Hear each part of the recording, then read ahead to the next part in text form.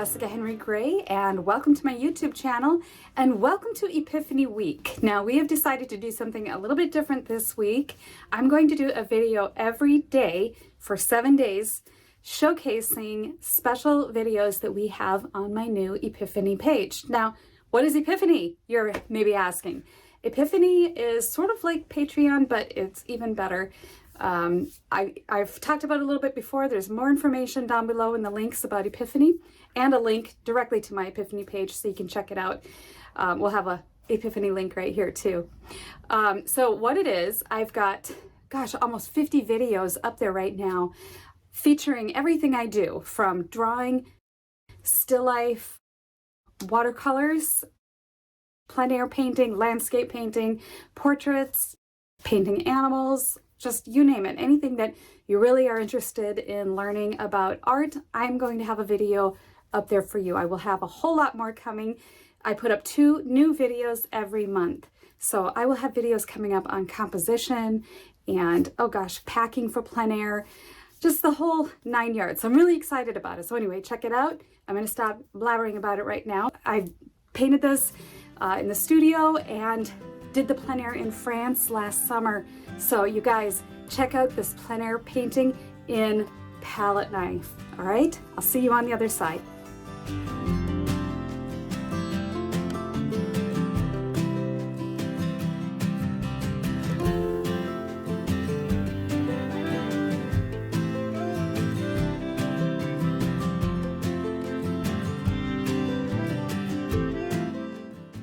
Now, going through my palette knives, I'm thinking about what it is that I want to achieve with the palette knife.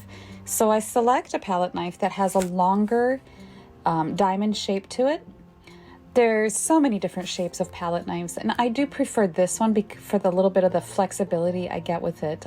At this point, I don't want a short one, nor do I want a round one, because I find that with the point of that palette knife, I'm able to get more detail and information into the clouds. So at this point, I am taking ultramarine blue and white, and just like I mix with a brush, I'm taking smaller little passages of the paint and I mix them together.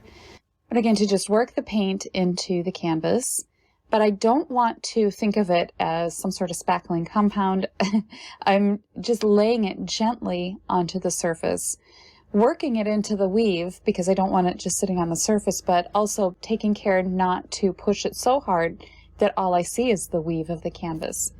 So I'm thinking about the sky, and I do look at my plein air example that was just up, and I'm thinking about how the top part of the sky is more of the periwinkle blue, and then as it goes down toward the horizon, it gets to be a warmer, lighter blue.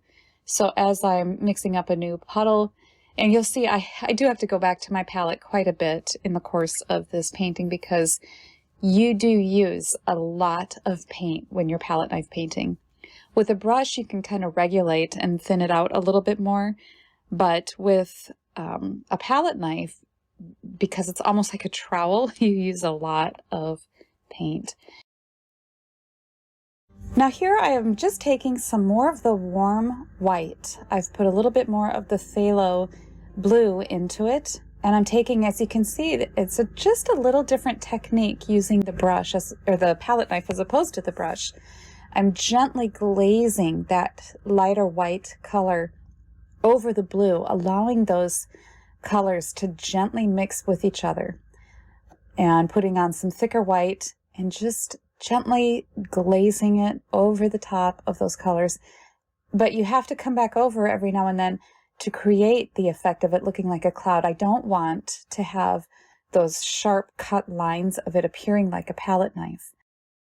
So what I hope to really illustrate with this passage is that with just very careful, very delicate handling, that you can create a soft edge to the background and creating that illusion of distance. And just like you would with your paintbrush, I'm using my palette knife to help direct sort of the topography of the land back there, and sort of curving it downward to create that illusion of the sides of the hill sloping down. This passage, I want to illustrate the importance of the edge where the next valley over from that background is going to have just a little bit more defined edge than the background. It's not fully defined and articulate, but it's going to have a little bit more than that furthest background. And this is how you're going to develop atmosphere in any of your paintings, whether you're doing a portrait, still life, landscape. It's all important that the furthest away you get from where you are, the softer the edges. So as it stair steps closer, they're going to be just a little bit more defined. Now I have to tell you, after having finished the painting in palette knife, I do prefer working in a brush. I just feel that you can manipulate curves and so forth better. But that being said, working with so much paint and watching the colors just swirl together, I enjoyed just the tactile quality of the paint and just feeling it coming off this palette knife. I get why artists paint with nice, thick, juicy paint. It reminded me of some of the Van Goghs that I saw in France, and some of the Monets, some of these impressionist painters with this gorgeous, thick, juicy paint all over the canvas. You know, you just want to get up close and look at it. And I mean, the Van Goghs that I saw looked like they were painted yesterday. They were so vibrant and so bright and fresh that it gave me a new appreciation for painting with really juicy brushstrokes. So in that context, this has been a really enjoyable painting to do. So I do hope that you try it, and I don't want to discourage anyone from trying palette knife. Yes, you have a little more control with the brush, but I think if you practiced working in plein air or working in your studio with your palette knife more, you might really, really enjoy this process of painting with the knife. I just can't say enough positive about it. It was a lot of fun. Now back here, I'm just taking a small bit of white that was on just the edge of my palette knife. And I have to keep going back because there's such a little tiny bit of paint on my knife. This is indicating some of that village in the background that was on the hillside that I mentioned in the first video. And I want to just, if you squint at the painting, sometimes even while you're working on it, to ask yourself, does it stand out too much? If not, then you know that you have just the right amount of information on there. Sometimes if you get back there and you get really fussy and you've got a teeny little brush and you're working on houses, you'll lose the effect of distance and atmosphere.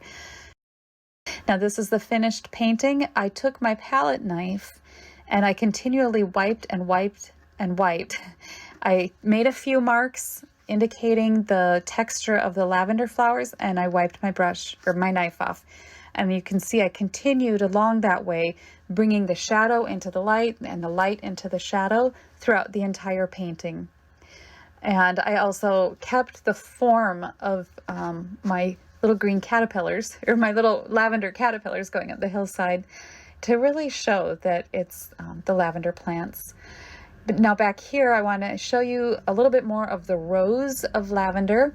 And on the shadowed side here, I just suggested some of the darker indications of the curvature of the rows themselves. And on this side, I did the very soft straw in between the rows and my distant village. It's a little out of focus because we're very, very close.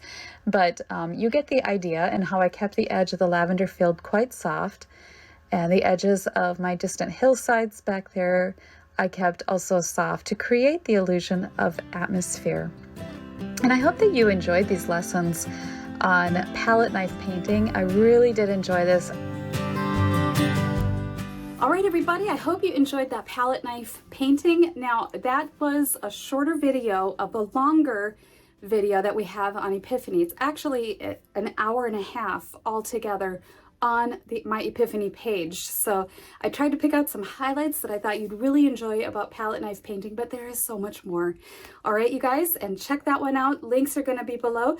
Tomorrow, the next lesson that I'm going to be doing is I'm going to talk about bringing eyes to life in portraiture. All right, you guys, I will see you tomorrow. Bye-bye.